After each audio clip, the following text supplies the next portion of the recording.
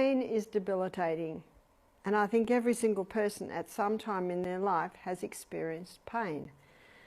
So how do you deal with pain using natural remedies? Because we certainly know that medicine has some strong painkillers, and at times that can be incredibly helpful.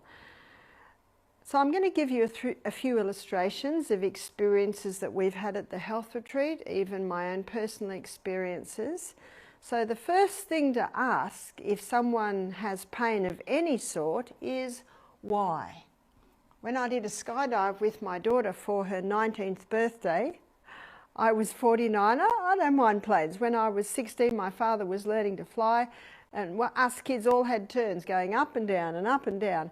My husband says to me they would not allow that today. But I don't mind heights. I love flying. And so when she said, "Mum, will you do a skydive with me for my 19th birthday?" I said, "Yep, okay, I will." Well, it was quite fun, but I didn't land quite right. I was supposed to hold my legs up, and you connected to another guy, because I've never flown before, and you free fall for 3 minutes, and that's quite incredible. And then he pulls the parachute, and it's a parachute that went like that, and from time to time he goes like that, and you spin around, and that was quite fun. And I'm supposed to hold my legs up, and his legs, and he had big strong boots on, would land, and then he'd tap me and I could let my feet down. Well, we're just about to land, and a little tuft of wind blew us sideways, and my natural reaction was my arm and my foot went out, and my foot landed before his feet. And I heard a loud pop and excruciating pain. Oops. Anyway, he unpacked me, and they got the phone, and I'm just rolling around in and have you ever bitten your finger when you got sort of pain there? It sort of takes the edge off the pain. What is interesting is that our body has different processes that begin as soon as we're in pain, and those processes help us to deal with it. So I was biting my finger, and I think we all know, if you hit your head on a bit of metal or something, oh, does that hurt? But it eases. Have you noticed? It eases. It's excruciating for the first 5 minutes, and then it starts to ease. And of course, it did start to ease. And then the ambulance arrived, and the ambulance arrived probably about 15 minutes later. By then, my 10 out of 10 pain, 10 out of 10 pain I see is extreme, hardly able to handle it, had gone down to about a 5 out of 10 pain. And the paramedic jumped out of the back of the ambulance with an injection. He went to give me the injection. I said, "No." And he looked at me.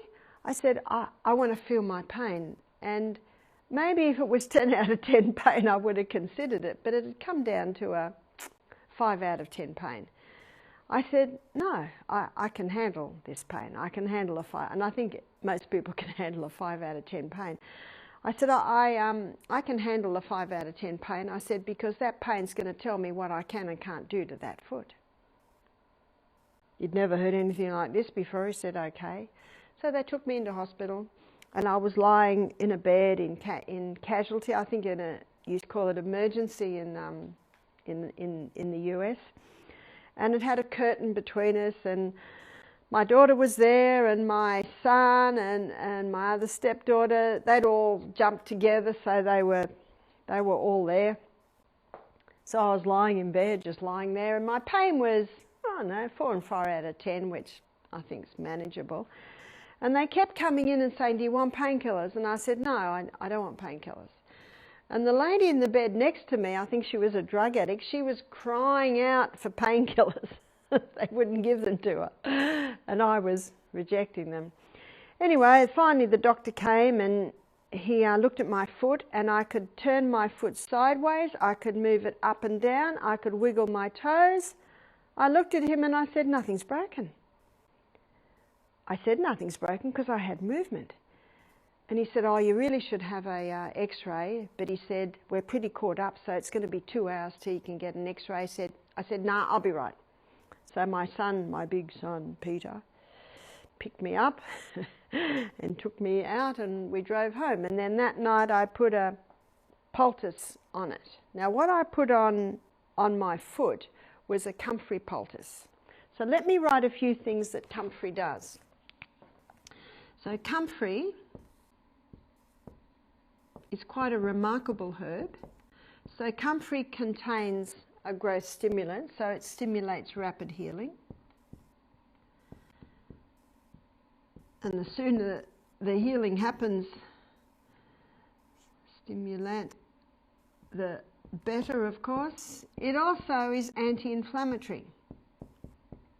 And anti-inflammatory is important because that's going to keep the inflammation down. And I find in many cases the inflammation's causing the pain, because that area of the body swells and that tightens and all the nerve endings are getting stretched. That hurts. Also, it contains a lubricant which can lubricate joints. But probably this is the one that is most responsible for the pain relief. So I had comfrey growing. In the summer, we grind up the leaves, the spring and summer, and in the winter, we grate up the root, because all the healing properties go into the root in the winter, whereas in the summer they're in the leaves. So I put a comfrey poultice on my foot and I went to sleep. And I was able to sleep, praise be to God. Whenever I put a poultice, I always pray. I say, Father in heaven, please add your blessing to this compress. Now the next day, I had a plane ticket to the US. I've been planning this for 6 months. I was going to stay with my daughter for 2 weeks, and nothing was going to stop me. That's why I wanted to get home. And because I could move the foot sideways, up and down, wiggle my toes, I thought, I haven't sprained it. It's just, you know, I've really just, sorry, I haven't broken it. I've just badly sprained it. Anyway, I had to have crutches to get to the airport. I got on the plane and everything was fine for about an hour. And then this started to boom, especially if I got up. If I was able to keep my foot up. Now this is something that's so important with pain, is you've got to listen. There are whole books written on this. You know what it's called? Mindfulness.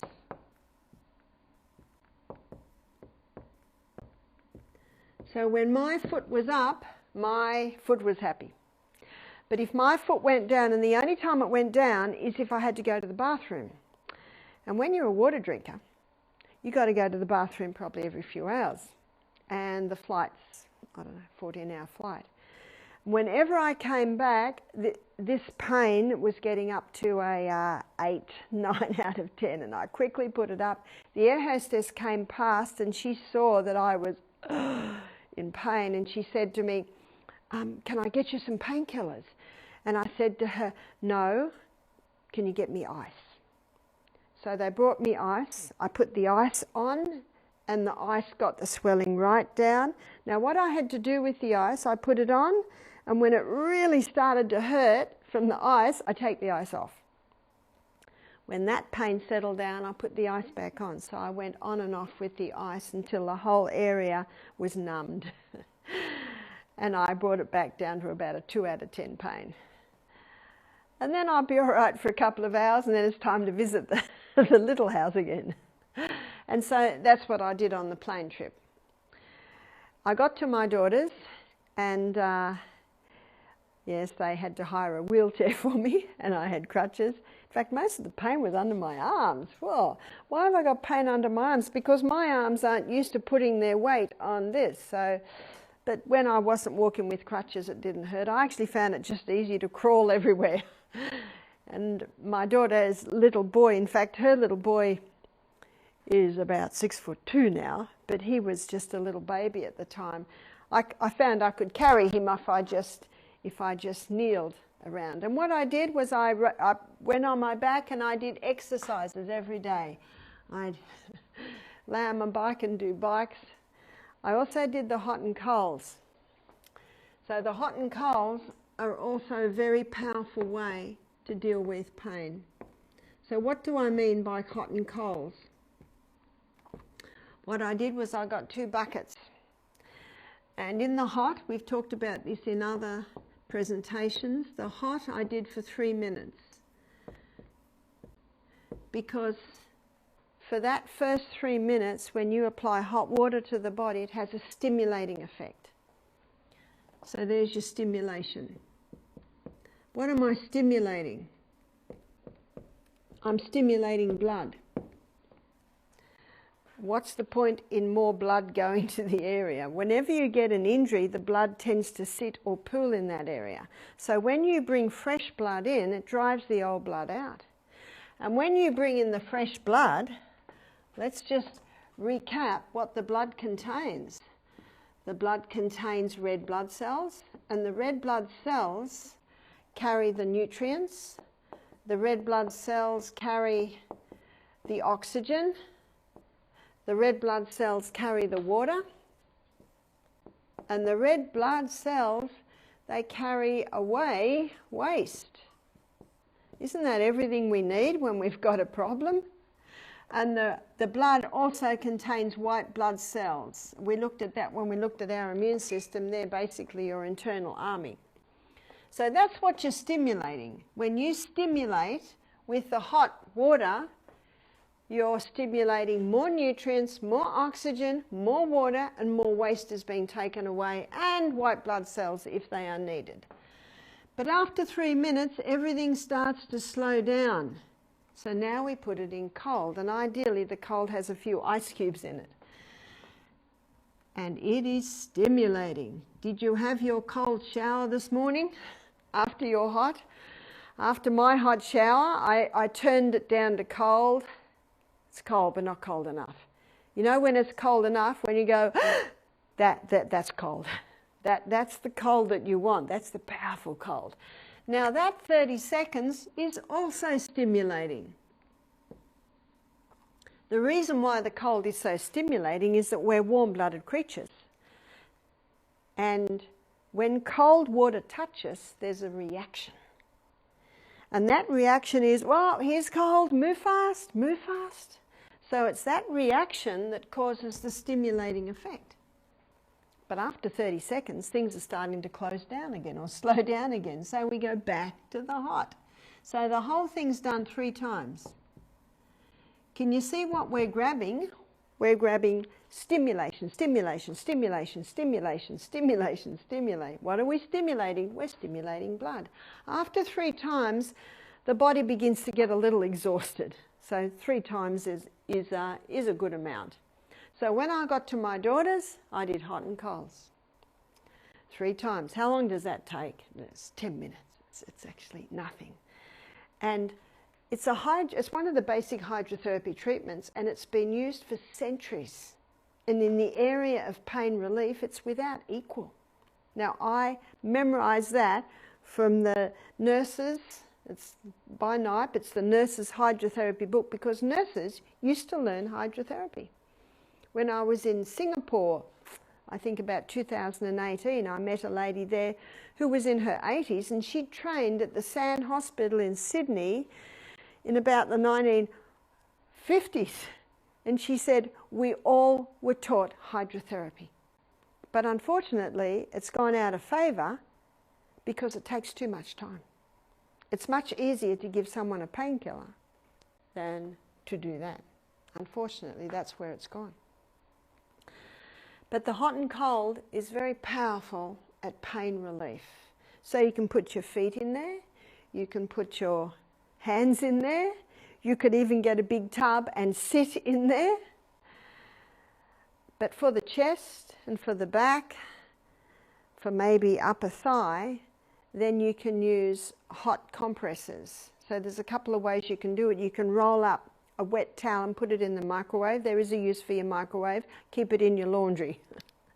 And it can heat that towel up, and you can apply that hot towel to the area. If it's too hot, just keep lifting it until it's just the right temperature, and as soon as the person can handle it, then you put a blanket over there to keep it warm, and you keep it there for 3 minutes. Then you take that off and get a bowl of iced water and wipe it over the area for 30 seconds. You might need a couple of different cloths, because that cloth you first put on, that's going to get hot very quickly.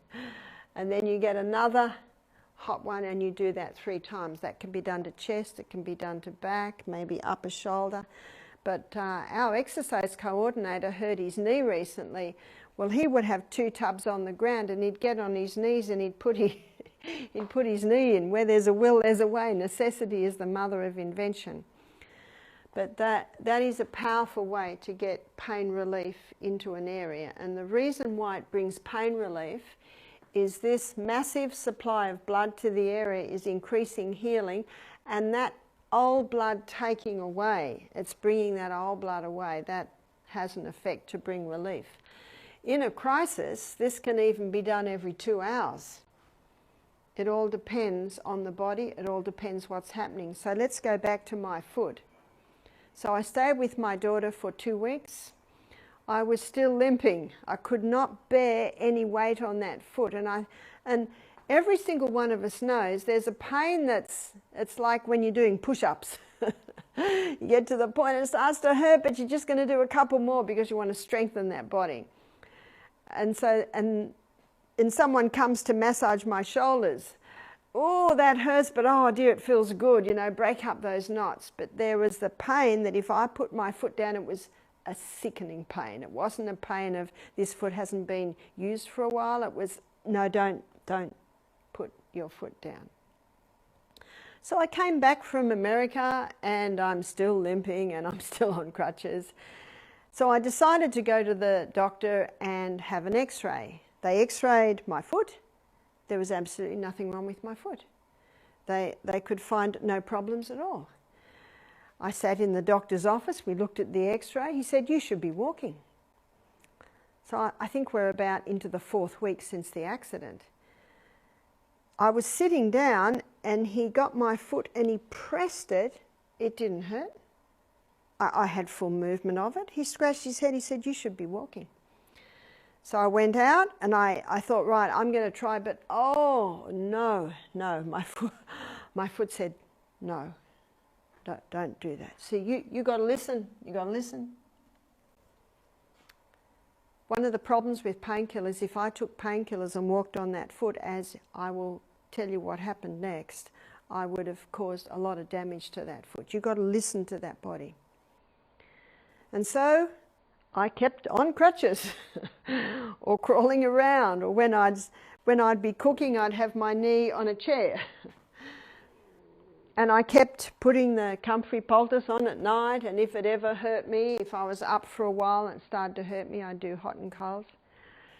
And then I had a visitor. She's a friend of mine. She's a vet doctor. I told her what was happening. She said, we vets are smarter than doctors because we have to think for dumb animals. I laughed. She said, I think you broke your talus bone. Now the talus bone is a round disc, and your fibula and your tibia sit on it.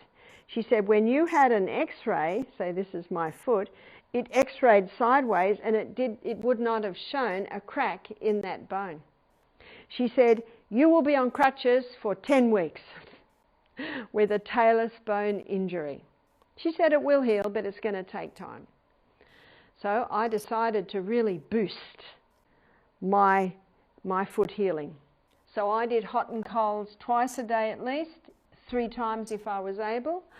I put the comfrey poultice on every night, and I had some comfrey cream that I put in through the day. It's got a growth stimulant. It's going to stimulate rapid healing, and round my talus bone it will help to lubricate and keep the inflammation down. I'm ready for 10 weeks. 6 weeks later, Michael and I were actually on the Spirit of Tasmania. We were travelling to Tasmania on a boat. Spirit of Tasmania is this boat that goes from the bottom of Australia to Tasmania. And we were walking along and Michael was busy, and I put my crutches down and I decided to give it a little try, just a little try like this. And I could handle it. It actually didn't hurt. And then I started to walk. I could walk. My friend said, you'll be 10 weeks on that, but I sped it up and brought it to 6 weeks. And I have no doubt that it was my talus bone, because the pain that I experienced in trying to walk on it, that was my body telling me there's something more there.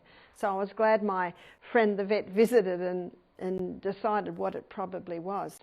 Because of the hot and colds I did on that ankle, because of the comfrey that I did on that ankle totally healed, to the point is that ankle is as strong as my other ankle today. We live in an amazing body that has an inbuilt ability to heal itself. And I never took a painkiller. I managed all my pain with either the poultices, the hot and colds, or as I showed you when I was up in the sky, I used the ice. So water is an incredible thing. It can be used as liquid, it can be used as steam, and it can also be used as a solid, and that is in the ice. So every freezer should have a nice lot of ice in it. Ice should always be on hand for an injury. Ice can bring relief by getting that inflammation right down. But as I showed you, when you use ice, you put it on and then you put it off, and you put it on and you put it off. You keep doing that until you can handle the cold. I was reading in Japan that they often are icing bodies to do operations on them. So that's another subject again. But just to show that ice is an incredible thing. So if someone's in pain, we have to find out why they are in pain. So if someone comes to me and says, Barbara, I've got a very sore lower back, I can hardly handle the pain, I put my detective hat on. Remember Newton's third law of motion? To every action there's an equal and an opposite reaction. The Newton's third law of motion was already defined in the Bible. I wonder if Sir Isaac Newton wrote, or read, I should say, his Bible. So in Proverbs 26 verse 2, the Bible says, be not deceived, God is not mocked. Whatsoever a man soweth, that he shall also reap. I'm sorry, that's not found in Proverbs 2:26, that's found in Galatians 6 verse 7. In Proverbs 2:26, the Bible says that the curse causeless shall not come. In other words, no problem happens without a cause. So if someone's got a sore lower back, I begin to investigate. Oh, and then I discovered that the lady, she might be in her 60s, she had a car accident when she was in her 20s. Where did the car accident happen? Oh, from behind. What was the sore part? My lower back. Any more accidents? About 3 years later, a car came in from the side, and they said that I had a bruised pelvis. Any more? When I was in my 40s, I fell on my coccyx. Can you see what's happening here? You've got to investigate. She's got damage there. She's got some major damage. She said, a doctor told me that I had to be in a brace. I was in the brace for a couple of months, and I went and saw another doctor, and he said, no, get out of the brace. And he put her in a swimming pool, and he got a physiotherapist to do physiotherapy with her. And that's what can also happen in places of injuries. Our muscles and our ligaments and our tendons, they can be strengthened to help compensate for damage in the bone. That's the good news. So can you see what I'm doing here? I'm investigating. And then I want to know how much water this person drinks. So that we're coming to the laws then. Because if a person doesn't drink enough water, they're not going to have as much fluid between the joints. So they must be well hydrated. What's the diet like? Very important that the person be eating a plant-based diet, because the body can't heal unless it has the nutrients. And those nutrients, remember, are high fibre, generous proteins and healthy fats, especially the greens with their minerals. Minerals glue us together almost, so we need those minerals. Exercise. And the person says, you don't understand, I can't exercise because I'm in pain. There will be a type of exercise that you can do. And that's why I say to people who have lower back problems, go to a physiotherapist. define exactly where the problem is, and get them to show you what you can do to strengthen all the other areas of your body and help your body compensate with that injury that's there. See, once the injuries has happened, you got scar tissue there. You've also got possibly a little bit of arthritis building up in there. So there might be different things happening. And what I found with some people, they just want me to give them a herbal alternative to morphine. Well, there isn't one. Do you know, there are some things that can help a little bit, and we will be looking at those. So the true remedies is what you go to. You've got to go to the temperance. You've got to stop the caffeine, stop the alcohol, stop the refined sugar, stop the acid-forming foods that certainly can damage the bones.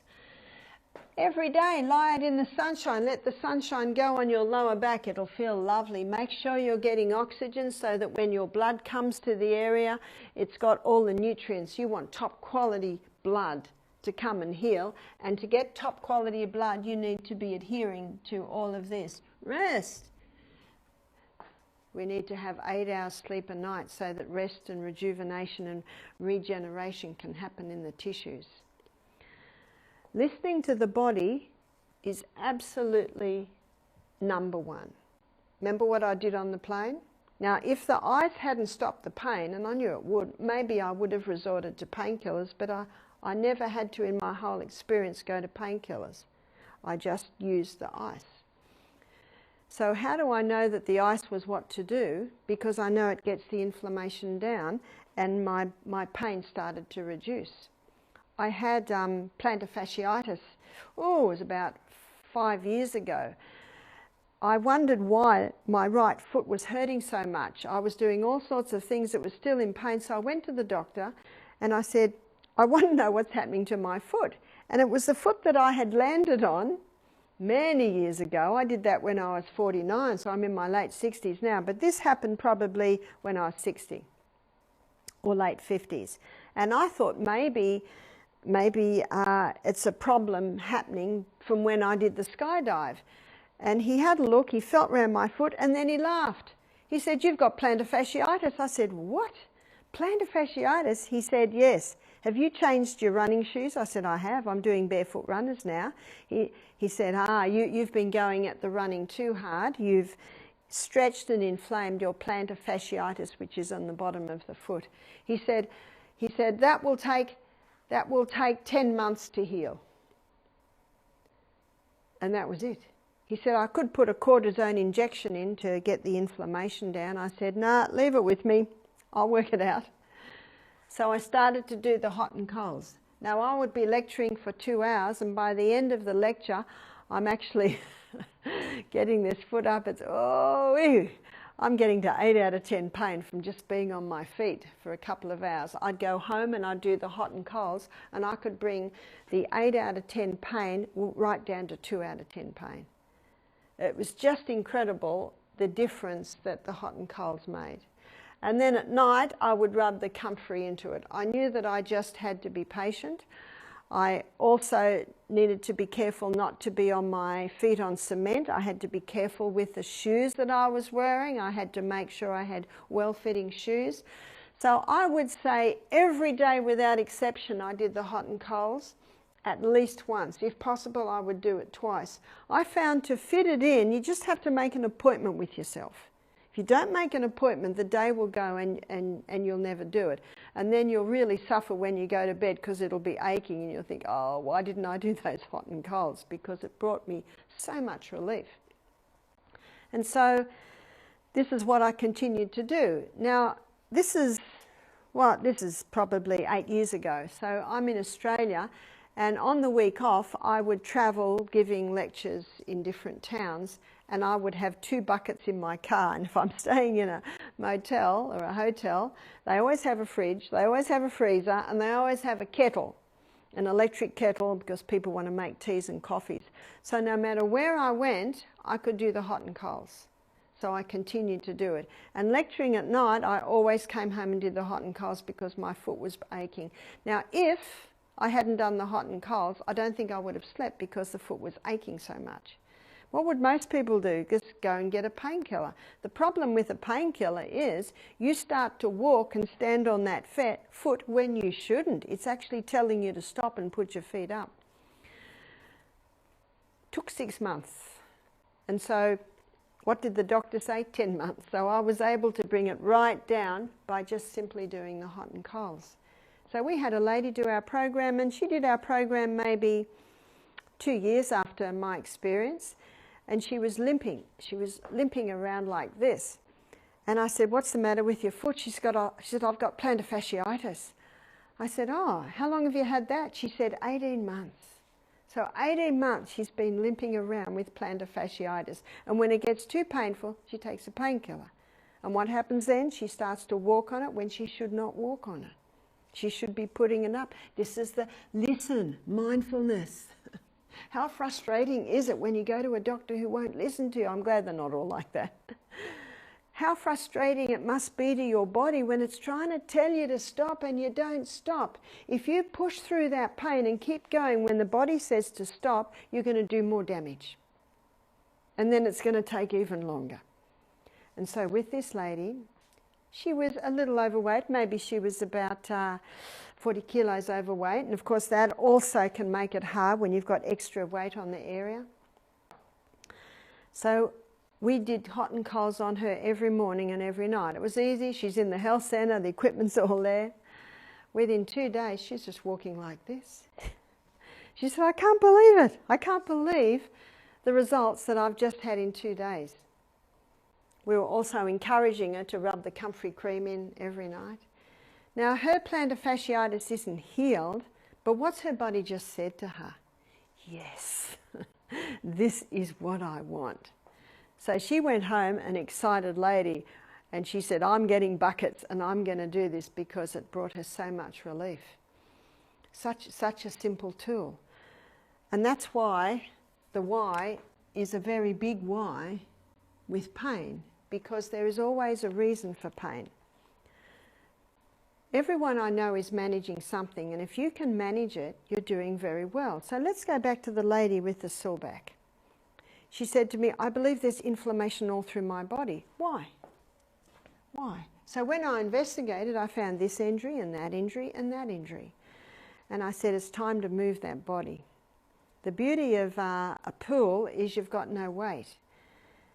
But starting to move the body is important. And when you move the body, what you're doing is you're getting blood into the area. And, you know, a simple one is even just, see this one that I'm doing here. All I'm doing is lifting my foot up. Can you see what my pelvis is doing? It's just going, and that is a beautiful releaser of that lower back and that pelvic area. In fact, when I went to the Cook Islands, I learnt that the girls do that hula dancing, which is a move like what I just did. They're taught from young girls. And unfortunately today they dress very, well, hardly any clothes on, and it's more a tourist attraction. But I said to the ladies there, this is such a good move for women's pelvises. It's just a pity that it's been commercialised and almost become a sexual thing. But especially women need to move that pelvic area. And there are certain moves that you can do on the ground. Now I hope my cameraman's going to let me do this.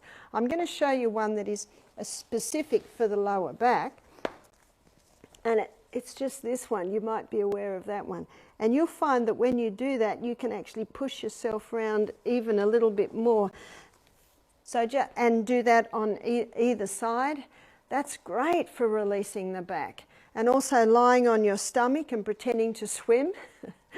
That also bends that back there. So your personal trainer, your physiotherapist, even osteopath, massage therapist can advise on all the things that you can do at home to get blood into that area.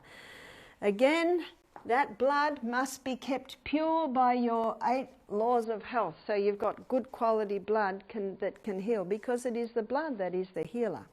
So encouraging blood into that area by movement, by exercise. Everyone must exercise. It's just a not negotiable. So when someone's got lower back or joint pain, they must not run, and they can't run anyway. What they can do is they can rebound. So with lower back problems, I say to people, go to the gym and get on the rebounder, and you just start with this. That's all you do. That's called the health bounce. Even just backwards and forwards, just like this, and you'll get that rebounder moving a little bit. And if it doesn't hurt, then you can start jumping a little bit. If it hurts, what do? Stop.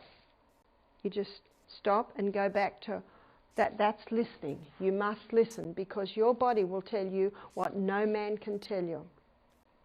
So stretch that body, move that body. Let me tell you about another experience that I had. I had a man come to me. It was at a youth camp, and he was a young man. He would have been about 16, and there were about 100 kids there, and I was the health speaker. And these girls brought him and said, he's got a sore knee, can you fix his knee? So I began to investigate. I said, have you injured the knee? Yeah, I tore a muscle in the knee, he said, about 2 months ago. I said, oh, what have you been doing? And he got a packet out of his pocket that was full of big pink tablets. And I knew straight away they were heavy painkillers. I said, who gave you these? Oh, my auntie, she's a doctor and she just gives them to me. What he's doing is he gets up, takes the painkiller and goes and plays soccer. And then goes and runs around all day. The painkiller is stopping the pain, but the pain is there to tell him, stop. I said to him, every time you take that painkiller, you are losing your message from your body that's telling you to stop. He said, well, what'll I do? I said, I think you've got to get a pair of crutches. I think you've got to start doing hot and colds to that. You've got to start doing poultices, and you've got to get that leg up. Oh, he did not like my advice. He just wanted me to have a cream or something that he could put on his knee and it would be instantly fixed. That's why I wanted no painkillers when I hurt my ankle. I wanted to hear. I wanted to hear the pain. We had a lady do our program and she was on very heavy morphine for pain. She had stomach cancer. Now we're not going to touch that morphine, because when someone is in advanced stages of cancer and they're in a lot of pain, it is mercy to give them something to ease that pain. Absolutely. I have no problem with that at all. Now we discovered that her bowels hadn't moved for 6 days, and so we gave her herbs and water treatments and we got the bowels moving. We got her gastrointestinal tract moving. Within 24 hours, she could halve her morphine. Within 5 days, she was off all morphine. That's why you've got to investigate. Why is it there? Now, every case is different. That's why there cannot be a blanket for every case. You've got to investigate and find out why the pain is there. And sometimes it's damage that has been done over many, many years. And then you've got scar tissue build-up. So when there's scar tissue build-up, you can apply a castor oil compress. What castor oil does is it penetrates very, very deep. So with castor oil, it penetrates very, very deep. And wherever castor oil penetrates, it breaks up lumps, bumps, adhesions. So castor oil compresses are excellent for breaking up scar tissue. And some people who had surgery maybe 20 years ago are starting to have problems because of the scar tissue. What's also important is hot and colds on the stomach, or a big tub where they can sit in the hot and sit in the cold. Then you're getting a massive supply of blood into the area. And then the castor oil compress. So with the castor oil compress, it can be used again and again and again. You are best not to take the castor oil by mouth. You basically put it on the outside of the body. I have met several ladies who were able to break down their breast lumps with castor oil. Now, when the lumps were big, they were painful. They said the castor oil brought that lump right down. Not overnight. And not even in a month, you know. It's possibly 20 years in the making. But the good news is it's not 20 years to go away, but little by little by little. So we had one young man who came to do our program. He was only 15 and he had pain in his rectum. around the anal area. He'd already had a couple of operations there, so he's got a bit of scar tissue there, and sometimes he leaked bowel fluid, which of course was terribly embarrassing for a 15-year-old boy. Sometimes he had constipation and then he had no leakage. So that told me the gut's not working. And so we got the gut working well. We gave him some slippery elm, which coats, soothes and heals the lining of the gut. And we did hot and colds in the sitz bath. See, with the sitz bath, you've got a tub like this, and he would sit in the tub like that. So the water's like this. And we put a big smile on his face because this brought him incredible relief. So we did hot for 30 seconds, and we did hot for 3 minutes, cold for 30 seconds, and we did that 3 times. We did it every morning and every night. And he had no accidents when he was with us. His bowels are working a lot better. And these hot and colds brought incredible relief to the pain that he'd been feeling in his anus. We also encouraged him to freeze castor oil. So you put castor oil on, say, some cotton wool, and you make it the size of your little finger, and then soak that cotton wool with the castor oil and you freeze it. It will take 3 days to freeze. So what we did was when they were frozen, he inserted the castor oil into his anus, so it's like a pessary, and he left it there all night. So in the morning when he went to the bathroom, it would come out with his daily evacuation. So he did that every night. We did the hot and colds twice a day. And he went home a very happy young man. He went home with no pain. And when he'd come, he said his pain averaged 4, 5, sometimes 6 out of 10. Definitely 6 out of 10 if he was on his feet a lot. Now remember, he's only 15. And the doctors had said they could not do any more operations to the anal area. They were trying to tighten it a little so he wouldn't have leakage. But those hot and colds, they had a powerful effect on that anal area. I didn't hear any more. And about 5 years later, a lady did our program and she said, he was my nephew. She said he never had another leakage. She said it's just quite incredible. He and his parents cannot believe the turnaround. Now, I did suggest when he goes home that he do the hot and cold sitz baths for every evening for 30 days. Then he could have a month break and do it for another 30 days. It only takes 15 minutes. I said, just find a time where you can do it. So he did it in the evening, which of course was the best time. He might do it in the evening and then have his shower and go to bed. Now, you didn't have to talk him into doing this. He was just so excited. Anyway, I met someone who knew him 10 years later. So this is happening about 18 years ago. And they said, he's married now and his wife's expecting their first child. How nice. Just such simple treatments. Now, there is something. So for pain, we're going to say, listen to the body, the hydrotherapy, which is the hot and colds, and also poultices. I've had a few people, especially ladies, tell me pain with fibroids. They've done the hot and colds. They've applied the castor oil compresses to the abdomen. They've also applied a cream to help them balance the hormones because it's the imbalance that is feeding the fibroids. In fact, one girl was rushed to hospital in terrible pain. They found she had the fibroid, but she said, no, I want to deal with this myself. And so she did the compresses. And I have to put this word here. It's another C. We've got castor oil compresses, consistency. Most people don't do it long enough. It must be done every day, every day, every day. Every day. Every day you might put a little bit more castor oil on.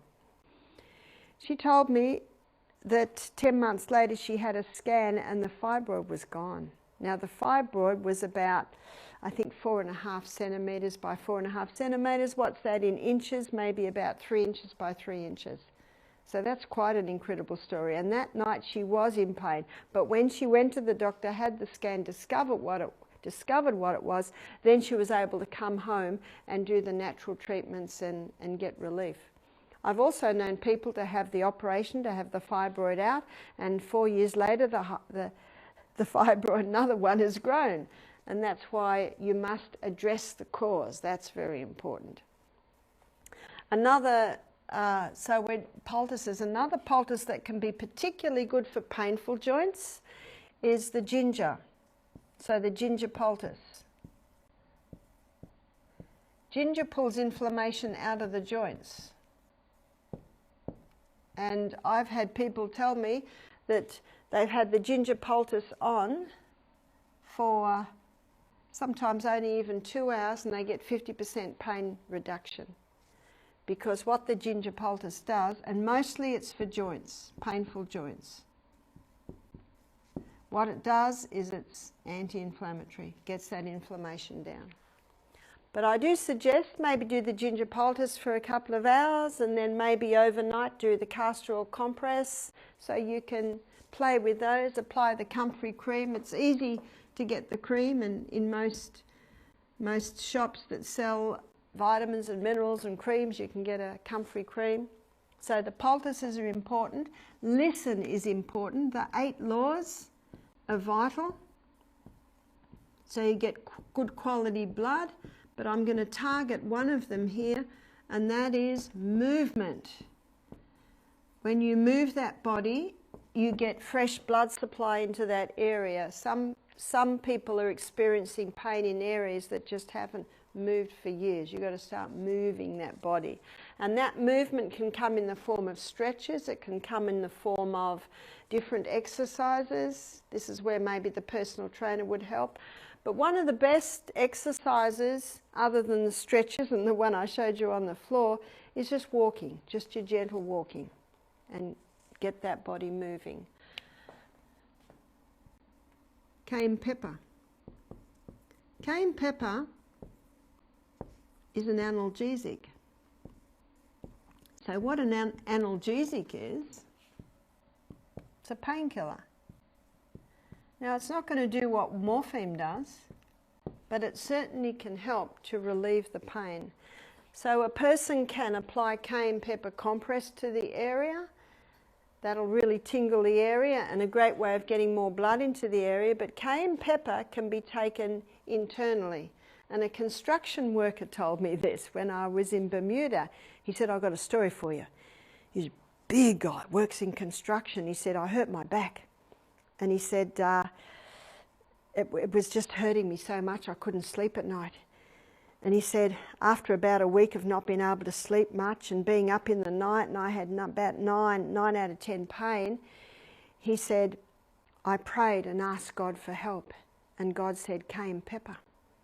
He said, I got this strong impression. And he thought, why would you take cayenne pepper for pain? But it was so strong he did it. He took half a teaspoon in a little bit of water. He drank it. It certainly tingled. But he noticed after 5 minutes that his pain had gone from 9 out of 10 down to 7 out of 10. So he did it again. And he said after 10 minutes, his pain went from 7 out of 10 to 5 out of 10. So he did it again, and he said his pain level went from 5 out of 10 to 3 out of 10. He said he could sleep with that. The next day, he was so excited. He said to his wife, you wouldn't believe what happened to me last night. He said, I got this strong impression from God to do cayenne pepper. So he rang his brother up, who is in the US and is a nutritionist. And his brother said, yeah, cayenne pepper's an analgesic. It has the effect for pain relief. So that's exciting to know. You've also got, if someone has a headache, you've got feverfew. If someone is prone to migraines, yes, you must look at why, and you must also look at, is the spine in alignment? Maybe going to a chiropractor, an osteopath can get that alignment in place. Are they drinking adequate water? So one has to investigate why it would be so. Some people have migraines at period time, so that's a hormonal imbalance. So that needs to be remembered. So when someone has a migraine, they can chew on feverfew. Now, if you haven't got it growing, and if you chew that feverfew, oh, it is so bitter. But chewing it immediately gets a bit of release in the head, but you can buy fever few tablets. Also, aspirin, or Aspro, it's a painkiller used in Australia. It comes from willow bark. So willow bark also has an analgesic effect. But I say to people, don't expect it to do what Nurofen does. It'll often take the edge off. And the beauty of the willow bark tablets, you can take 2 every hour. You don't have to just take it 4th hourly like you would do for a painkiller. So these 3 are herbs that can be taken to bring relief. But remember, you got to look at why is that pain there, and take steps to remedy the source or the reason of that pain. And often those hot and colds can bring relief. The comfrey can bring relief. The castor oil is more a gentle one and a long term to break up that scar tissue.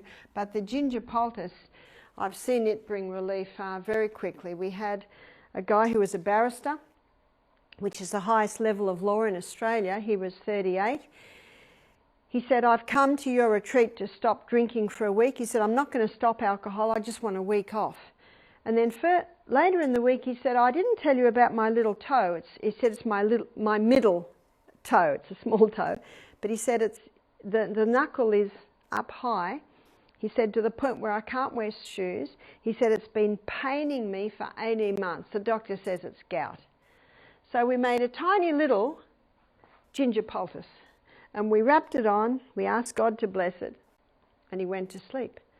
The next morning he came running down the hill. He's a very quiet man. He didn't say much, but he was yelling something and we couldn't understand what he was saying. And he came running in with a big smile on his face. He said, the toe is back to normal and I have no pain. That's incredible. Just one night on a ginger poultice. Now it's not always that quick, but sometimes it is. But the good news is that through the lectures he discovered that the alcohol is very acid forming and it's contributing to the gout, and so is the big steaks he have every night, the meat. And so in the last consultation he said, I'm going to become a vegetarian and I'm going to stop drinking alcohol, because he said, I don't want any more gout. So that's the good news. He discovered that there was a better way of living. So I trust that you've heard little bits and pieces today that will enable you to help you conquer your pain, and understand too that we are given a body that has the ability to heal itself, and when we do have pain, there's a reason for that pain, and we need to find out what that reason is and implement the different strategies and principles that you can do to bring pain relief.